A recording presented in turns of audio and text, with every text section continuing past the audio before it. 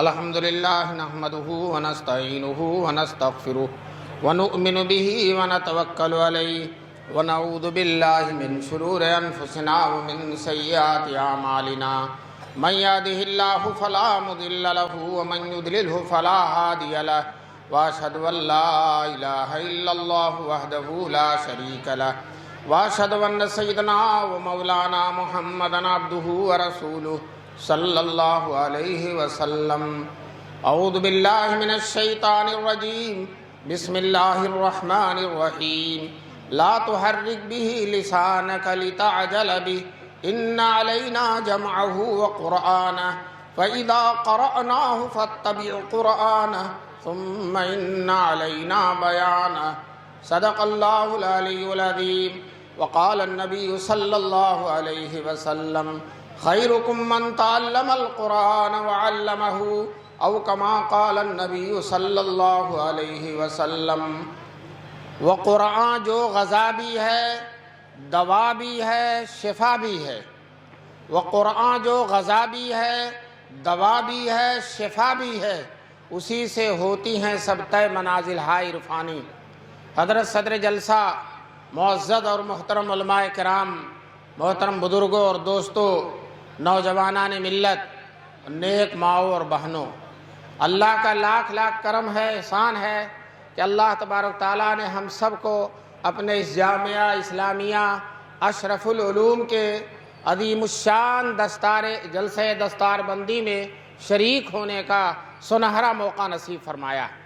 ماشاءاللہ بڑے بڑے علماء کرام تشریف لائے اور ان کی باتیں آپ حضرات نے سنی۔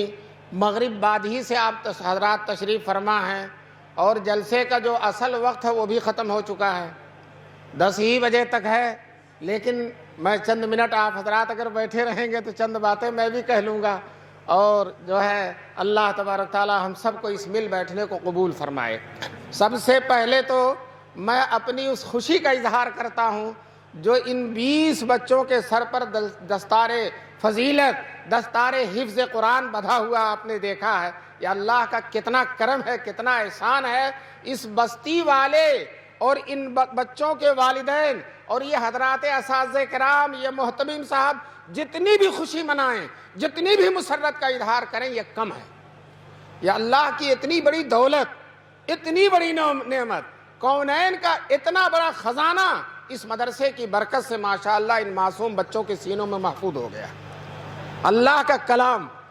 دوستو، میں ایک دفعہ اڑیسہ میں ایک جلسے میں گیا تھا، جھوپڑی تھی مدرسے میں، چھپر کا مدرسہ تھا اور 4 بچے قرآن کے حافظ ہوئے تھے، ان کی دستار بندی تھی۔ محتمم صاحب اتنا خوش تھے کہ خوشی سے پھولے نہیں سما رہے تھے۔ ماشاءاللہ یہاں مولانا حماد صاحب کی خوشی کا کیا عالم ہے، دل ان کا خوشیوں سے اچھل رہا ہوگا کہ اللہ تبارک تعالیٰ نے ان کے ہاتھوں سے اتنا بڑا کام لے لیا۔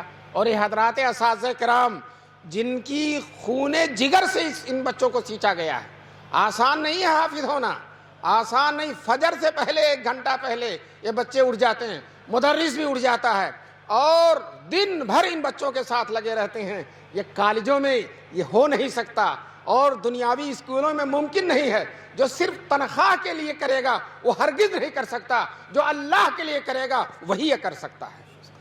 یہ اللہ کا فضل و کرم ہے، احسان ہے کہ اللہ نے ان علماء کو قربانیوں کی توفیق نصیب فرمائی ہے، ان کے اندر توانائی۔ یہی لوگ اپنے گھر کا کام کریں تو نہیں کر پائیں گے اور مدرسے کا کہہ دیجئے تو صبح سے شام تک کرتے رہیں گے۔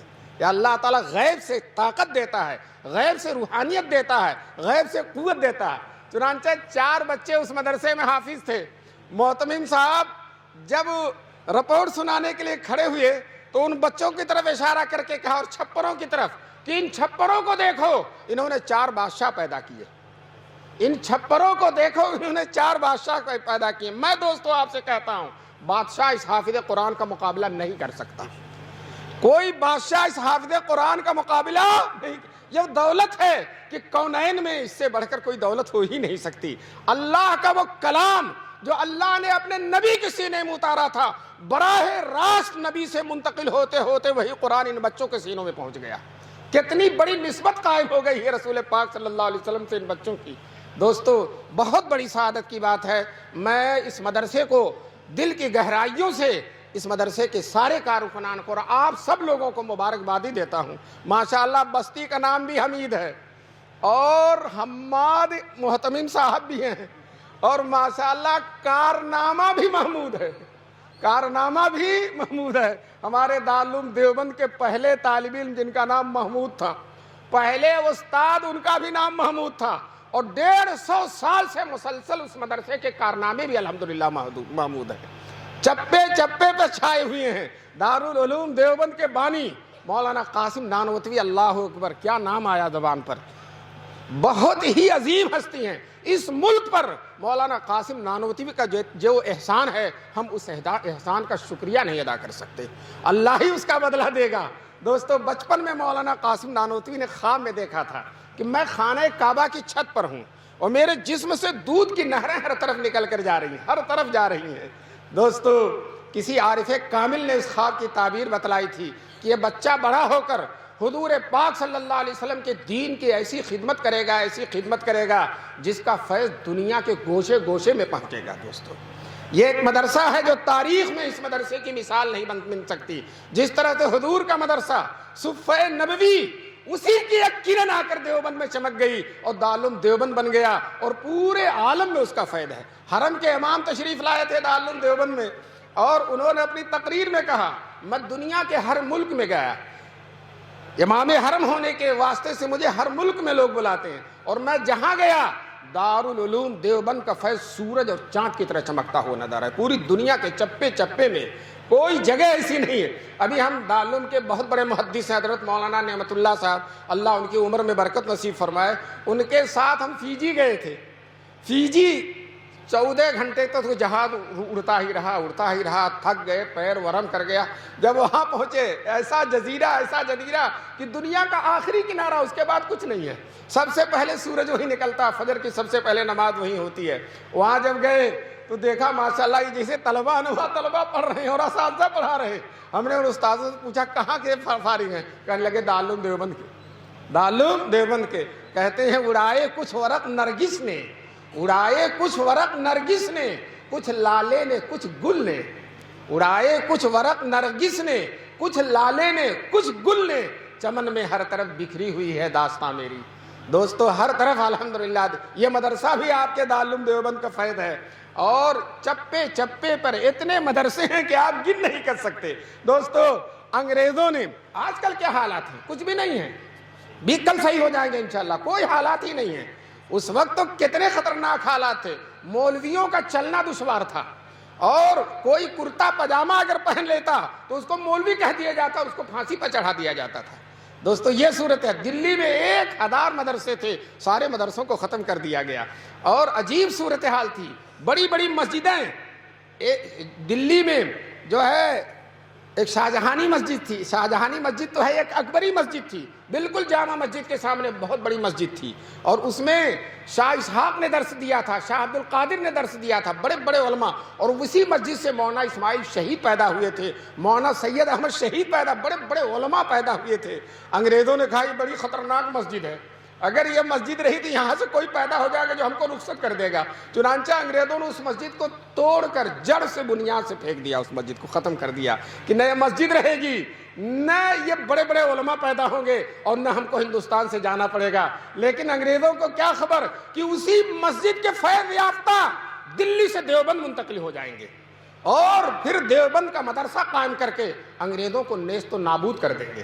چنانچہ دوستو انگریز چاہتا تھا ہم نہ رہیں، مسلمانوں کو چاہتا تھا یہ نہ رہیں، مسجدیں نہ رہیں، مدرسے نہ رہیں، لیکن دوستو ہوا کیا؟ انگریز ہی نہیں رہا، انگریز ہی نہیں رہا، مسجدیں بھی موجود ہیں، مدرسے بھی موجود ہیں، علماء بھی موجود ہیں۔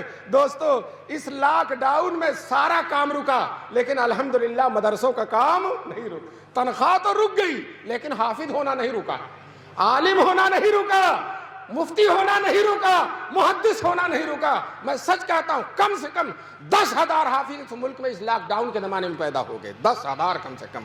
ابھی ہم مدرسوں میں جاتے ہیں، دستار بندی ہوتی ہے، کہیں 20، کہیں 5، کہیں 10، اور یاد رکھو یہ مدرسے اگر رہے، یہ علماء اگر رہے، آج اگر پورے ملک میں 60,000 حافظ ہیں تو آئندہ سال 50 نہیں ہوں گے، 70 ہو جائیں گے انشاءاللہ۔ اور اسی طرح سے اگر ملک میں 50,000 عالم ہیں تو پیچھے نہیں جائیں گے، ہم آگے ہی بڑھتے رہیں گے۔ ایک مدرسہ دارالعلوم دیوبند ماشاء اللہ ہر سال 1700 عالم پیدا کرتا ہے۔ کتنے؟ 17۔ اور ایک عالم کسی علاقے میں چلا جاتا ہے تبدیلی پیدا کرتا ہے۔ یہ مولانا حماد دیوبند سے فیض لے کر آئے اور ماشاءاللہ بہار پیدا ہوگی، ہوئی کہ نہیں بہار؟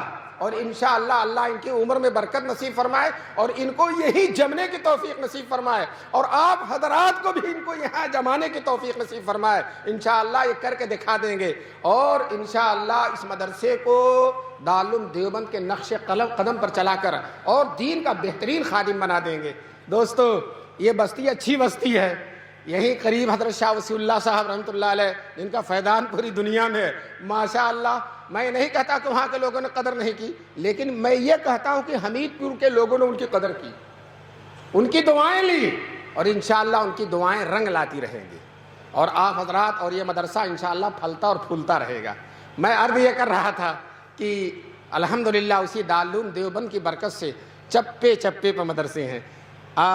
پہلے مدرسے ہوتے تھے، ان کو نواب چلاتے تھے، بڑے بڑے بادشاہ چلاتے تھے، جاگیردار چلاتے تھے، رئیس لوگ چلاتے تھے، کمرے وہ بنوا دیتے تھے، اساتذہ کی تنخواہیں وہ دیتے تھے، بچوں کیا کھانا پینا ان کے سارا خرچ وہ برداشت کرتے تھے، ایک آدمی چلاتا تھا۔ لیکن جانتے ہو اس کا نقصان کیا تھا؟ جس دن وہ نواب صاحب ناراض ہو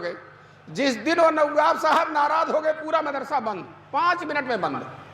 5 میں وہ کہنے لگے ہم تنخواہ نہیں دیں گے، ہم کمرے میں تالا لگواتے ہیں، ہم بچوں کو نہیں کھلائیں گے۔ 5 منٹ میں مدرسہ بند۔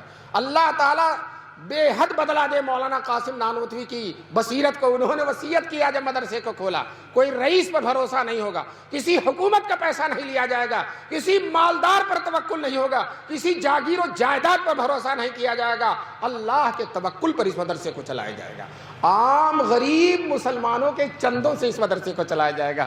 دوستو، اس کی برکت یہ ہے، بادشاہ اگر چلاتا تو بادشاہ ختم ہو گیا نا تو مدرسہ بھی ختم ہو جاتا، رئیس چلا گیا، جاگیردار چلا گیا، نواب ختم ہو گیا، مدرسہ بھی ختم ہو جاتا۔ لیکن بادشاہوں، نوابوں، وزیروں اور امیروں کے ہاتھ سے نکال کر مولانا قاسم نانوتوی نے عام مسلمانوں کے ہاتھ میں دے دیا۔ اے مسلمانوں، یہ مدرسے تمہارے رسول کی امانت ہیں، تمہارے رسول پاک کے دین کے محافظ ہیں، تمہارے رسول پاک کی یادگار ہیں، تمہاری ذمہ داری ہے کہ تم ان مدرسوں کی خدمت کرو۔ چنانچہ جانتے ہیں آج مسلمان اگر وہ ٹھیلا چلاتا ہے، وہ رکشہ چلاتا ہے، وہ مزدوری کرتا ہے تو اپنے اس مزدوری کی آمدنی سے، رکشے کی آمدنی سے الحمدللہ مدرسوں کی خدمت کرتا کہ نہیں؟ کچھ بچا کر خدمت کرتا ہے۔ یہ ایسا جذبہ ہے اور ایسی اللہ کی عنایت ہے کہ دنیا میں یہ کہیں موجود نہیں، دنیا میں کہیں موجود، مصر، شام میں، عراق میں، آپ کہیں بھی چلے جائیے، یہ اس طرح کے جو مدرسے ہیں وہ کہیں موجود نہیں ہیں، اور اس کی وجہ یہ ہے کہ دین بھی اس شان کے ساتھ موجود نہیں۔ مصر میں چلے جائیے، سرکار مدرسے چلاتی ہے، جامع ازہر سرکار چلاتی ہے، پورا خرچہ وہ دیتی ہے، اور مفتی اعظم ہے اور داڑھی نہیں ہے، شیخ الحدیث ہے اور داڑھی نہیں ہے۔ آپ دوستو ہندوستان میں کوئی مفتی اعظم بے داڑھی کا نہیں دیکھیں گے، کوئی شیخ الحدیث بے داڑھی کا نہیں دیکھیں گے۔ یہ ان مدرسوں کی برکت ہے، ان مدرسوں کی برکت ہے۔ دارالعلوم دیوبند میں امام الدین رام نگری جماعت اسلامی کے بہت بڑے رکن تھے، مودودی صاحب کے بہت بڑے رفیق تھے، جماعت اسلامی کے مرکزی ممبر تھے۔ انہوں نے اپنے زمانے میں شیخ الاسلام حضرت مدنی کے خلاف کتاب بھی لکھی تھی۔ انہی کے بیٹے ابھی زندہ ہیں بنارس میں، تاج الدین اشار صاحب، وہ دارالعلوم دیوبند گئے تو حضرت نانوتوی کے مزار پر گئے تو کہتے ہیں گمسم کھڑا ہو روضہ قاسم کے سامنے، گمسم کھڑا ہو، ملت کا وہ محافظ و امت کا پاسباں گمسم کھڑا ہو روضہ قاسم کے سامنے، اور پھر اپنے ابا ہی کی تردید کرتے ہیں۔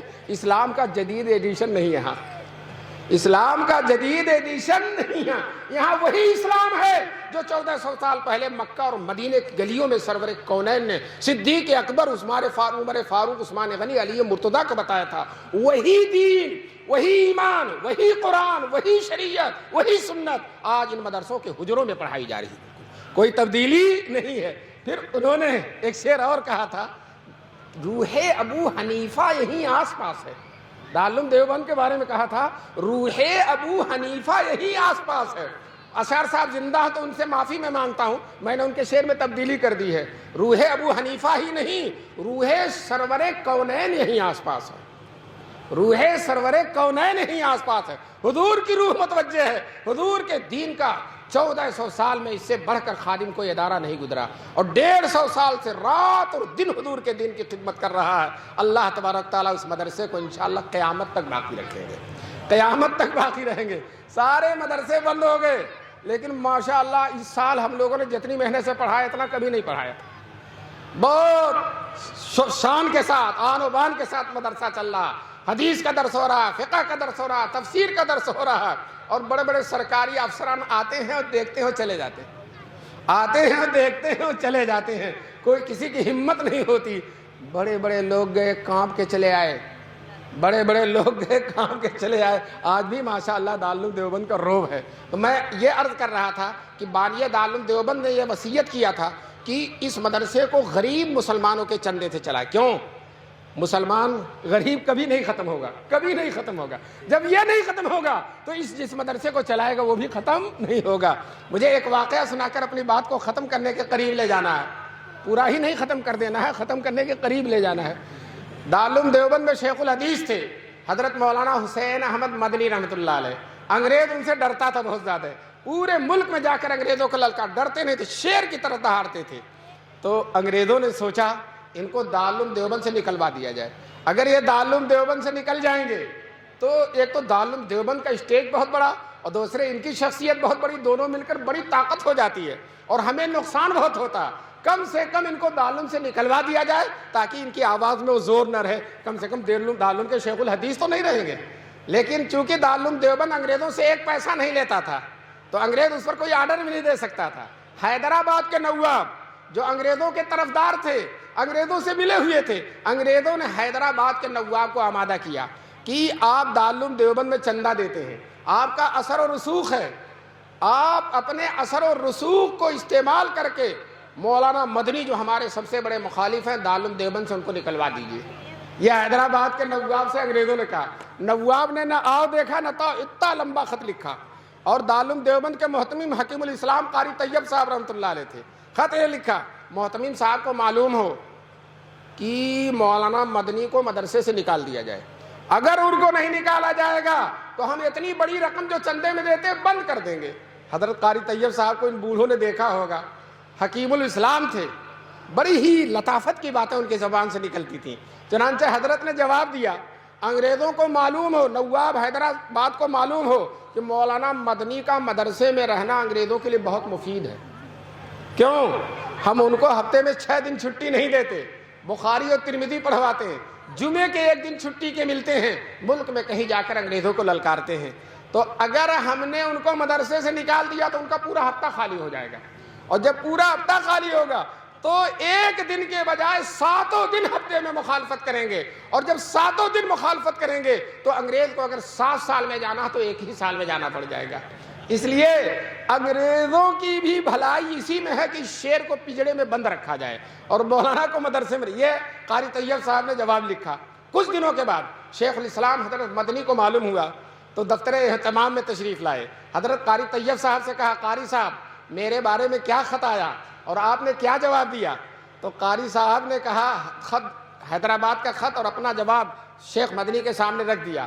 حضرت مدنی نے سنجیدگی سے، وقار و تمکنت سے مطالعہ کر کے کہا، محتمم صاحب دوسرا خط لکھیے اور یہ لکھیے کہ نواب صاحب آپ نے دھمکی دی ہے کہ آئندہ چندہ بند کر دیں گے. ہم آپ سے کہتے ہیں کہ اب تک سال سے جتنا چندہ دیا آپ نے، سارے چندے کی فہرست بھیج دیجئے، آپ کی ساری رقم واپس کر دی جائے گی. آئندہ دینا تو دور کی بات ہے، آپ کی ساری رقم واپس کر دی جائے گی. آپ سمجھتے ہیں مدرسہ آپ کے چندے سے چلتا؟ مدرسہ اللہ کی امانت ہے اور اللہ اس کو چلانے والے.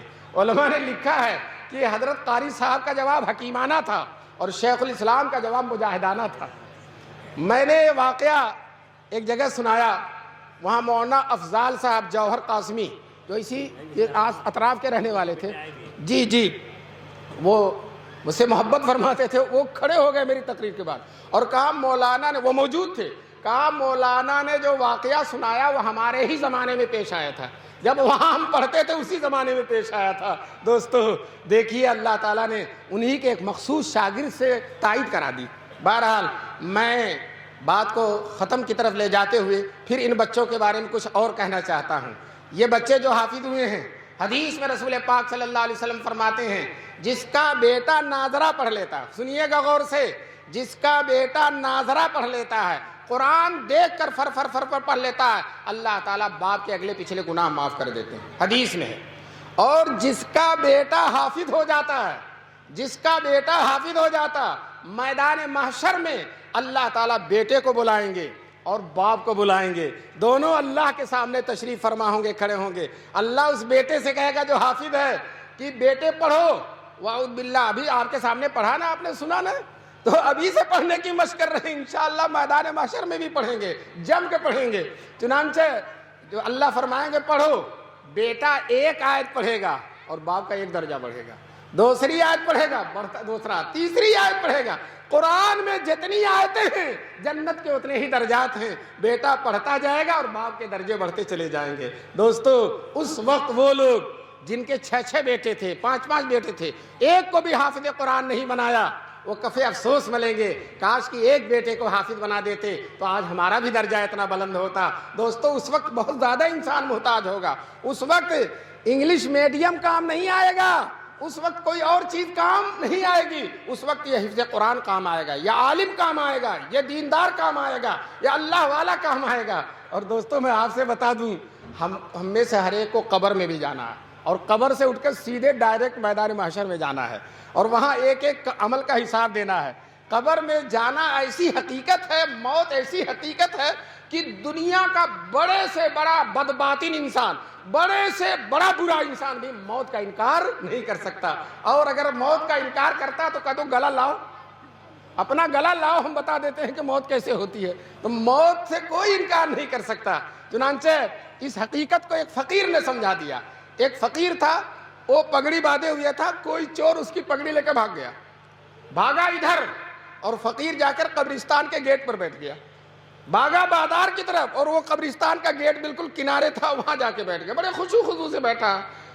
کسی نے کہا تجھ سے بیوقوف کون ہے، تیری پگڑی ادھر گئی اور تو یہاں بیٹھا ہے؟ تو بڑی سادگی سے کہتا کہیں جائے یہیں آئے گا، کہیں جائے یہیں آئے گا۔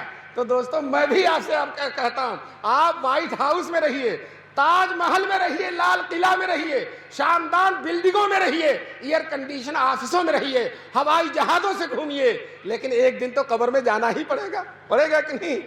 اور سکندر جب گیا دنیا سے دونوں ہاتھ خالی تھے، سکندر جب گیا دنیا سے دونوں ہاتھ خالی تھے۔ چلے جاؤ گے خالی ہاتھ جبکہ حکم داور ہو، فقط ایک قبر کا گوشہ، نہ تکیہ ہو نہ بستر ہو۔ لیکن دوستو اگر تم نے بیٹے کو حافظ بنایا ہے، بیٹے کو عالم بنایا ہے، تو یہ عالم اور حافظ بیٹا تمہاری قبر کو روزانہ منور کرتا رہے گا، روزانہ نور بھیجتا رہے گا۔ چنانچہ ابھی جو میں نے حدیث سنائی، بیٹا پڑھتا جائے گا اور باپ کے درجات بڑھتے چلے جائیں گے۔ ہمارے دارالعلوم دیوبند کے سابق شیخ الحدیث حضرت مفتی سعید صاحب رحمۃ اللہ علیہ، اللہ ان کی قبر کو نور سے بھر دے، وہ اس حدیث کو سناتے تھے تو ایک پرلطف بات کہتے تھے ڈنڈا کھایا بیٹے نے اور درجہ بڑھ رہا باپ کا، ڈنڈا کھایا بیٹے نے اور درجہ بڑھ رہا باپ۔ میں ڈنڈا کھایا اس لیے کہہ رہا ہوں، یہ جو چھوٹے چھوٹے بچے حافظ ہوئے ہیں، پوچھئے مار کھایا کہ نہیں کھایا؟ مار، حالانکہ آج کل بڑی پابندی ہے مارنے پر، لیکن حافظ صاحب کا ہاتھ تو چل ہی جاتا ہے، اور صبح صبح فجر سے پہلے جب سبق سنانے جاتے ہیں یاد نہیں رہتا تو تھپڑ ہی کا ناشتہ ملتا ہے۔ تو اسی کی طرف مفتی صاحب نے اشارہ کیا، ڈنڈا کھایا بیٹے نے اور درجہ بڑھ رہا باپ کا۔ کیوں؟ باپ نے قربانی دی ہے، باپ نے اس کو انگلش میڈیم میں نہیں بھیجا، باپ نے اس کو سعودی عرب نہیں بھیجا، باپ نے اس کو کارخانوں میں ملازم نہیں کیا، باپ نے اس کو سڑکوں اور گلیوں پر آوارہ گھومتے ہوئے نہیں چھوڑا، بلکہ بڑے جذبے کے ساتھ، بڑی محبت کے ساتھ باپ نے لا کر مدرسہ اشرف العلوم میں اس کا داخلہ کرا دیا۔ تو باپ کی قربانی ہے، آج قربانی پانے کا صلہ ہے۔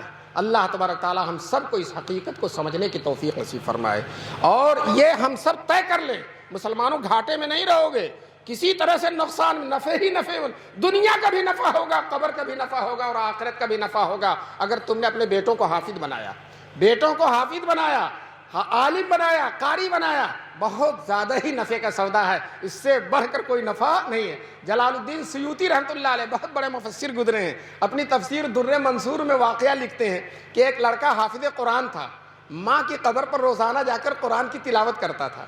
ایک دن اماں خواب میں آئیں اور خواب میں آ کے کہنے لگی، بیٹے جب تو میری قبر پر آیا کر تو آتے ہی قرآن نہ پڑھا کر، تھوڑی دیر رک جایا کر۔ حافظ عالم بڑے تیز ہوتے ہیں، قرآن سینے میں آ گیا ہے نا، ان سے زیادہ کوئی تیزی ہو نہیں سکتی، دماغ روشن، روح منور ہو جاتی ہے۔ چنانچہ اس بیٹے نے اماں سے سوال کیا، اماں ایسا کیوں؟ میں آپ کی قبر پر آؤں تو آتے ہی قرآن نہ پڑھوں، ایسا کیوں؟ تو ماں نے کہا، بیٹے جب تو میری قبر پر آتا ہے اور آتے ہی قرآن پڑھتا ہے تو تیرے منہ سے لے کر میری قبر تک اتنا نور ہوتا ہے، اتنا نور ہوتا ہے کہ اس نور کی فراوانی میں تیرا چہرہ نہیں دیکھ پاتی۔ دوستو یہ نور کون دے گا؟ یہ حافظ قرآن ہی تو دے گا۔ آپ کچھ اور بنا کر دیکھ لو، بہت بڑا سائنسداں بنا دو، انجینئر بنا دو، ڈاکٹر بنا دو، اپنی بیوی کو لے کر علی گڑھ میں رہے گا، تمہیں دیکھنے بھی نہیں آئے گا، دنیا ہی میں تم کو چھوڑ دے گا، تمہاری قبر پر تو کبھی نہیں جا سکتا، قبر پر کبھی نہیں جا سکتا۔ میرے ایک دوست تھے، وہ کہنے لگے کہ میری نماز جنازہ تم پڑھانا، اور مر جاؤں تو جب نہ رہو اور جنازہ نہ پڑھا سکو تو کم سے کم ایک دفعہ قبر پر آنا۔ وہ ان کی شہر میں بہت بڑی دکان تھی، کرانہ مارچنٹ کی، شاید سب سے زیادہ بھیڑ رہتی تھی، وہ بہت شاندار دکان چھوڑ کر مر گئے، ان کے بیٹے بیٹھے ہوئے تھے۔ ایک مہینے کے بعد گیا، ٹھیک ہے، ایک مہینے کے بعد میں نے کہا کہ آپ کے ابا کی قبر کہاں، چلیے بتائیے۔ کہنے لگے دفن کر کے گیا تو پھر پتہ ہی نہیں، پھر گیا ہی نہیں، دفن کر کے آئے تو گیا ہی نہیں، اور اس کے بعد کئی لوگ مر گئے، پتہ نہیں ابا کی قبر کون ہے۔ بتائیے جس ابا نے یہ شاندار دکان دی ہے، بلڈنگ دیا ہے، کارخانہ دیا ہے، بینک بیلنس چھوڑ کر گیا ہے، اس ابا کو ایک مہینے میں بھول گیا، ایک مہینے میں۔ لیکن دوستو اگر تم حافظ بناؤ گے، عالم بناؤ گے تو یہ بڑا باوفا طبقہ ہے، یہ بہت ہی محبت کرنے والا طبقہ ہے، بہت زیادہ احسان کا حق ادا کرنے والا طبقہ ہے۔ میں نے علماء کو دیکھا ہر نماز کے بعد دعا کرتے ہیں، اللہ میرے ابا اور اماں کی قبر کو نور سے بھر دے۔ جب بقرعید آتی ہے، تنخواہ معمولی ہے 5,000 10,000، لیکن ماشاءاللہ ایک بکرا ابا کے نام پر اور ایک بکرا اماں کے نام پر الگ ذبح کرتے ہیں۔ اور جب حج کرنے جاتے ہیں، عرفات میں، منی میں، مزدلفہ میں غلاف کعبہ پکڑ پکڑ کر دعا کرتے ہیں، اے اللہ میرے ابا اور اماں کی مغفرت فرما، ان کے درجات بلند فرما، ان کی قبر کو نور سے، کبھی نہیں بھولے گا، کبھی نہیں بھولے گا۔ دوستو تو تم وفادار کیوں نہیں بناتے ہو؟ دیندار بناؤ گے وفادار ہوگا، دیندار نہیں بناؤ گے تمہیں ہی بھول جائے گا، تمہاری بلڈنگ کو لے کر فائدہ اٹھائے گا، تمہارا کارخانہ چلائے گا، تمہارے بینک کو بیلنس کو ٹھاٹ کے ساتھ خرچ کرے گا، لیکن تمہیں یاد نہیں رکھے گا۔ اللہ تبارک تعالی ہم سب کو اپنی اولاد کو حافظ بنانے کی توفیق دے، عالم بنانے کی توفیق دے۔ میں ان بچوں کے لیے دعا کرتا ہوں کہ یہ بچے جس طرح سے حافظ ہوئے ہیں انشاءاللہ اسی طرح سے عالم بھی بنیں گے۔ یہ بچے طے کر لیں کہ انشاءاللہ عالم بنے۔ کہاں کا عالم بنو گے؟ بولو، کہاں سے فارغ ہوگے؟ دیوبند کہو نا زور سے، دیوبند سے فارغ ہوں گے، اتنے لوگ ہیں، دعا کر دیں گے انشاءاللہ۔ بہرحال اس حمید پور کا سلسلہ دیوبند سے شاندار طریقے سے جڑ گیا ہے۔ وہ جس کے جبھی ترانے میں آپ نے سنا تھا نا کہ اس وادی کا ہر گوشہ سیراب ہے جوئے یثرب سے، تو میں کہتا ہوں کہ دارالعلوم جو جوئے یثرب سے سیراب ہے، اس جوئے یثرب سے سیراب مدرسے سے ماشاءاللہ یہ مدرسہ بھی سیراب ہے، یہ مدرسہ بھی سیراب ہے، اور سارے کے سارے مدرسے سیراب ہیں۔ اور یاد رکھو ایک بات آخر میں کہہ کر بات کو ختم کروں گا، ایک آدمی بھی تو نہیں اٹھا، ایک دو اٹھ جاتے تو میں بھی اٹھ جاتا۔ تو میں آخر میں یہ بات کہتا ہوں کہ جب تک یہ مدرسے ہیں، سن لیجئے کان کو، جب تک یہ مدرسے ہیں، جب تک یہ دارالعلوم دیوبند ہے، تب تک انشاءاللہ اسلام بھی باقی رہے گا، اور یہ مدرسے قیامت تک باقی رہیں گے۔ اس سے زیادہ خطرناک حالات نہیں آنے والے ہیں، جو ہو گیا ہو گیا۔ اور الحمدللہ مہینہ 2 مہینہ کے لیے بند ہوئے، لیکن ہمیشہ کے لیے کوئی مدرسہ بند نہ ہوا ہے، نہ ہوگا انشاءاللہ۔ کیوں؟ میں اپنی طرف سے نہیں کہہ رہا ہوں، قرآن کی بنیاد پہ کہہ رہا ہوں۔ قرآن میں اللہ نے فرمایا ان تنصروا اللہ ینصرکم، اگر تم اللہ کے دین کی مدد کرو گے اللہ تمہاری مدد کرے گا۔ بتاؤ مدرسہ دین کی مدد کر رہا ہے کہ نہیں؟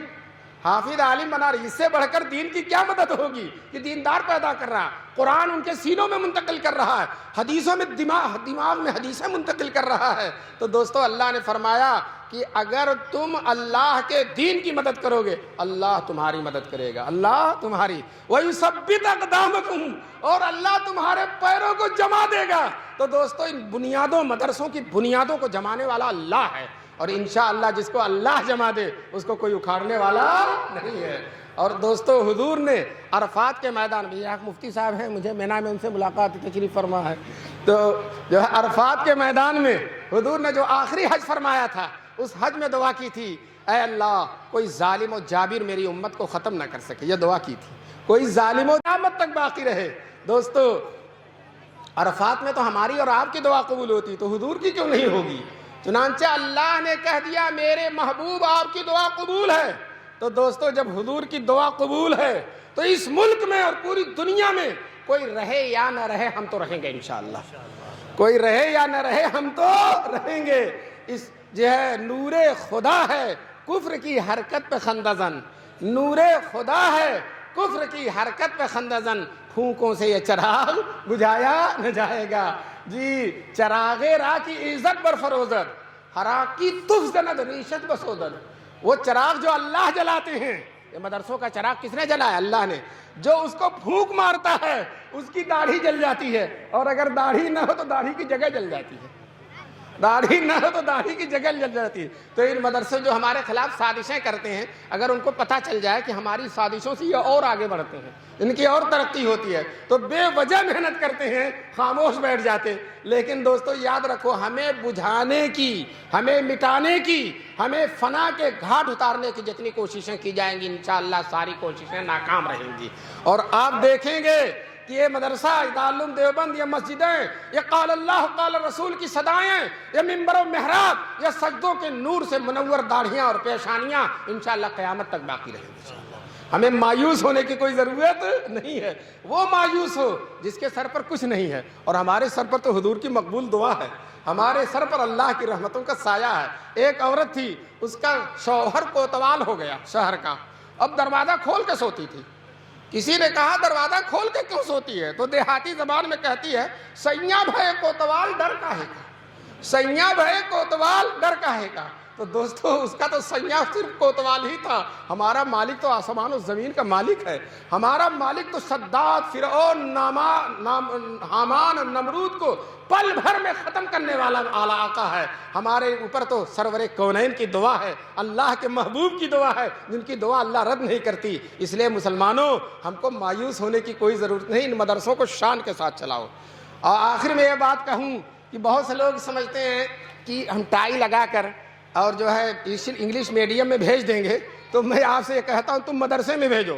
مولانا حماد اتنی انگریزی اور ہندی جتنا وہ کئی سال میں پڑھے گا، ایک ہی سال میں پڑھا دیں گے، ایک ہی سال میں پڑھا دیں گے، اور اس کو حافظ بھی بنا دیں گے، عالم۔ تم بڑی بھول کر رہے ہو، وہاں جا رہے ہو جہاں بہت پیسہ لگتا ہے اور کچھ نہیں ملتا۔ وہاں کیوں نہیں جاتے جہاں کچھ نہیں ملتا، کچھ نہیں لگتا اور سب کچھ مل جاتا ہے؟ کچھ نہیں، اپنے بچوں کو پڑھا کے دیکھو، ہمارے ہاں ایک سال انگریزی پڑھ لیتا، بی اے والوں سے اچھی انگریزی بولتا ہے۔ کیوں؟ جب حافظ کر لیا دماغ کھل گیا، جب حافظہ ہو گیا، حافظ حفظ کر لیا، تو اے بی سی ڈی کیا ہے اس کے لیے، انگریزی کیا ہے اس کے لیے، بائیں ہاتھ کا کھیل ہے۔ تو تم زیادہ فیشن میں نہ مبتلا ہو، اپنے محبوب کے مدرسے میں لاؤ، وہاں قرآن بھی پڑھے گا، دین بھی پڑھے گا اور دنیا بھی پڑھے گا انشاءاللہ۔ آج کل تو ہم سب لوگ جو حکومت کہہ رہی قومی تعلیمی پالیسی لاؤ لاؤ، ہم کہتے ہیں ہم لائیں گے، اور تم جو 10 سال میں پڑھاؤ گے ہم 2 سال میں پڑھا دیں گے انشاءاللہ۔ 10 سال میں جو پڑھاؤ گے 2 سال۔ اب بھول کر رہے ہیں مسلمان جو انگلش میڈیموں کی طرف بھاگ رہے ہیں، ادھر ادھر بھاگ رہے ہیں۔ لاؤ مدرسے میں، حافظ ہونے کے ساتھ ساتھ گورنمنٹ کا جو مطالبہ ہے وہ بھی پورا ہو جائے گا، اور وہ امتحان بھی دے دے گا۔ اگرچہ وہ امتحان ہمارے پیروں کے، ہمارے یہاں اس کی کوئی حیثیت نہیں ہے، لیکن چلو تم اسی سے خوش ہو رہے تو چلو ہو لو، ہم یہ بھی کر دیں گے انشاءاللہ۔ جب مدرسوں نے یہ بھی ٹھان لیا ہے تو اب پھر ہم کو کالجوں کی طرف، ہم کو اسکولوں کی طرف، ہم کو انگلش میڈیم کی طرف جانے کی کوئی ضرورت نہیں ہے۔ یہ بھی ملے گا اور وہ بھی ملے گا انشاءاللہ، جہاں دین بھی مل رہی ہے، دنیا بھی مل رہی ہے۔ اے دوستو اس مدرسے کی طرف اپنی نسلوں کو لاؤ۔ بہت سے لوگ سوچتے ہیں حافظ ہو جائے گا، عالم ہو جائے گا، تھوڑی سی تنخواہ ہوگی، کھائے گا کہاں سے؟ تھوڑی سی تنخواہ کہاں سے کھائے گا؟ میں آپ سے کہتا ہوں، صحیح بات کہتا ہوں، وہ جو ہے آج الحمدللہ اس گئے گزرے زمانے میں ان 10,000 تنخواہ والوں کو اللہ جو کھلا دیتا ہے، 1.5 لاکھ تنخواہ والوں کو خواب و خیال میں بھی وہ چیزیں نصیب نہیں۔ آپ کے گھر بھی دیسی مرغا اسی وقت پکتا جب کوئی مولانا مہمان آتے ہیں، مولانا ابھی صبح ہم کو ایک صاحب نے دعوت کی، کہنے لگے دیسی مرغا کھوج کر لائیں گے۔ تو دوستو دیکھو نا اللہ تعالیٰ علماء کو کتنا کھلاتا، تم بڑی بھول کر رہے ہو۔ دوسری بات، آپ کے 2 بیٹے ہوں، ایک ہی شکل صورت کے ہوں، ایک کو کالج میں لے جاؤ، ایک کو مدرسے میں لے جاؤ، دیکھو کتنی نورانیت ہے اس کے چہرے پر، کتنا شاداب ہو وہ جو اس کو مدرسے میں پڑھ رہا ہے، اور کیسنا چہرہ اترا ہو اس کا جو کالج میں پڑھ رہا ہے۔ دوستو آؤ مدرسے کی طرف۔ ایک صاحب مدرسوں کے مخالفین ہر دور میں رہے، ایک ڈپٹی نذیر صاحب تھے، اب تو مر گئے ہیں، سر سید کے زمانے میں تھے، اب میں ان کے لیے دعا کرتا ہوں اللہ ان کی قبر کو نور سے بھر دے۔ انہوں نے قرآن کا ترجمہ بھی لکھا ہے، اور ترجمے میں عجیب عجیب گلکاریاں دکھائی ہیں۔ ایک جگہ لکھا موسیٰ علیہ السلام مدین کی طرف چلے گئے، ہے نا، تو اس کا ترجمہ کیا، سٹک گئے مریم، مدین سٹک گئے۔ تو دوستو پیغمبر کو کہہ رہا سٹک گئے، تو ترجمہ ہی سٹک گیا۔ میں دلی میں گیا تھا کہ ڈپٹی پورے جامع مسجد کے علاقے میں دکان ہے کتابوں کی، ہر دکان پر گیا کہ ڈپٹی صاحب کا ترجمہ ہے، تو کہنے لگے نہیں، ڈپٹی صاحب کے ترجمہ کو چوہا کھا گیا، اب وہ کہیں ملنے والا نہیں ہے۔ تو وہی ڈپٹی حضرت تھانوی نے ان کے ترجموں کی غلطیاں پکڑی ہیں، اور پورا رسالہ لکھا اصلاح ترجمہ دہلویہ، اصلاح ترجمہ دہلویہ۔ تو میں یہ کہہ رہا تھا کہ وہ ڈپٹی صاحب انگریزی تعلیم، انگریزوں کے بڑے طرفدار تھے، پتہ نہیں انگریزی جانتے تھے نہیں، لیکن انگریزوں کو بہت جانتے تھے، جیسا کہ سر سید کے بارے میں ہے، انگریزی بالکل نہیں جانتے تھے اور انگریزوں کو بہت جانتے تھے۔ تو اسی طرح سے ڈپٹی صاحب نے لکھا یہ طلبہ جو ہوتے ہیں مدرسے کے یہ بڑے منحوس ہوتے ہیں، طلبہ کو لکھا بڑے منحوس ہوتے ہیں۔ تو حضرت تھانوی رحمۃ اللہ علیہ نے اس کا بڑا اچھا جواب دیا، جواب یہ دیا کہ یہ طلبہ مومن ہے، مومن آئینہ ہوتا ہے، اور جو ان کو ڈپٹی صاحب منحوس دیکھ رہے ہیں تو ان کے آئینے میں ڈپٹی صاحب کو اپنا چہرہ نظر آ رہا ہے، ان کے آئینے میں ڈپٹی صاحب کو اپنا چہرہ نظر آ رہا ہے، یہ منحوس نہیں ہے لیکن یہ جن کا چہرہ آئینہ ہے۔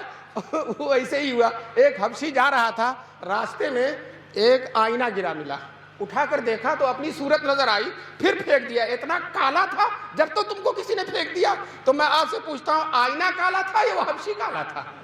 تو ڈپٹی صاحب نے بھی اپنا چہرہ دیکھا، یہ بڑے روشن، دیکھ لیجئے ان کے چہروں کے، بچے بیٹھے دیکھ لو فرشتوں کی طرح لگتے ہیں، اور انشاءاللہ آج تو ان کے گھروں میں بہار آئی ہے، رحمت کے فرشتے ان کا استقبال کرنے کے لیے آئے ہیں۔ ان کے والدین جتنی بھی خوشی منانے کم ہیں۔ میرے والد حضرت مولانا مسلم صاحب اللہ ان کی قبر کو نور سے بھر دے، وہ کہتے تھے حفظ قرآن اتنی بڑی دولت ہے، اتنی بڑی دولت ہے کہ جتنی بھی خوشی منانا وہ کم ہے، اور والدین جتنا بھی خرچ کر دیں وہ کم ہے۔ میں نے ایک جگہ گیا تھا، میں نے کہا ان حافظوں کو انعام دو، اور یہ صاحب ایک ہی حافظ تھا، پورا ایک نشید سنا تھا، اتنا انعام مل گیا کہ اس کے لیے اٹھانا مشکل ہو گیا۔ تو بہرحال جو ہے آپ انعام دیں یا نہ دیں، ان بچوں کو دعا دیں اور طے کریں کہ انشاءاللہ اپنے بچوں کو انہی کی صف میں، ایک دن آپ کے بچے یہیں بیٹھیں گے پگڑی بات کر، اور اگر آپ بڑے ہو گئے ہیں، بچے بڑے ہوں گے تو پوتے بیٹھیں گے انشاءاللہ، نواسے بیٹھیں گے۔ طے کر لیجئے کہ انشاءاللہ ہم بیٹوں کا حافظ قرآن بنائیں گے انشاءاللہ۔ اللہ تبارک تعالیٰ آپ کے اس مل بیٹھنے کو قبول فرمائے، اور جو کچھ میں نے کہا ہے کچھ وقت زیادہ بھی ہو گیا ہو تو معاف کیجیے گا، بہت دور سے آیا ہو، روز روز آنا نصیب نہیں ہوتا۔ مولانا حماد آخر تک ڈرتے رہے کہ پتہ نہیں آئے گا کہ نہیں آئے گا۔ ہم نے کہا کہ ہم عالموں کا وعدہ پتھر کی لکیر ہوتا ہے، پتھر کی لکیر ہوتا ہے، وہ مستحکم ہوتے ہیں، مضبوط ہوتے ہیں۔ ابھی میں 5-7 دن پہلے ایک جگہ جا رہا تھا، راستے میں گاڑی لڑ گئی اور بڑی خطرناک، گاڑی ٹوٹ گئی اور ہم کو کچھ نہیں، تو پھر بھی ہم گئے وہاں، پھر دوسری گاڑی کر کے پھر بھی گئے۔ بھائی جب وعدہ کر لیا تو جانا ہے انشاءاللہ، کبھی کوئی شرعی عذر پہ